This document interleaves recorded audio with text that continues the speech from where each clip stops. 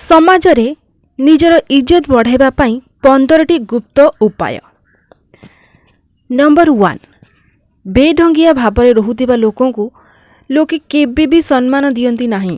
ଯେଉଁ ଲୋକ ସଫାସୁତୁରା ଆଉ ଫିଟ୍ ରହିଥାନ୍ତି ତାଙ୍କୁ ଲୋକେ ଅଲଗା ନଜରରେ ଦେଖିଥାନ୍ତି। ଏଥିପାଇଁ ସର୍ବପ୍ରଥମେ ନିଜର ବ୍ୟକ୍ତିତ୍ୱରେ ସୁଧାର ଆଣିବା ପାଇଁ ଚେଷ୍ଟା କରନ୍ତୁ।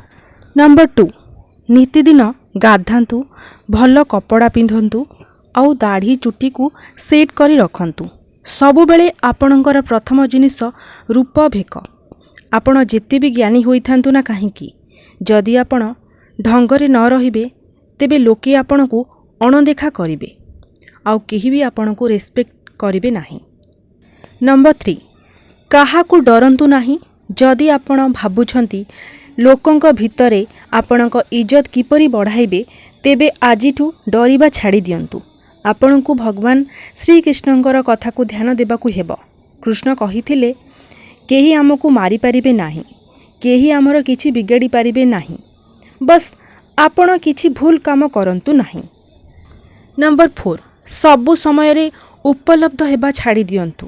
ଯଦି ସବୁ ସ୍ଥାନରେ ବାରମ୍ବାର ହାଜିର ହୋଇଯାଉଛନ୍ତି ସେଇଠି ନିଜର ଭ୍ୟାଲୁ ନିଜେ କମ୍ କରିଦେଇଥାନ୍ତି। ଏମିତି ହେବା ଦ୍ୱାରା ଲୋକେ ଆପଣଙ୍କୁ ଅଧିକ ମହତ୍ତ୍ୱ ଦେଇନଥାନ୍ତି। ନମ୍ବର 5, ନିଜର କଥାରେ ଦମ୍ ରଖନ୍ତୁ। ଦେଇଥିବା କଥାକୁ ପୂରା କରନ୍ତୁ।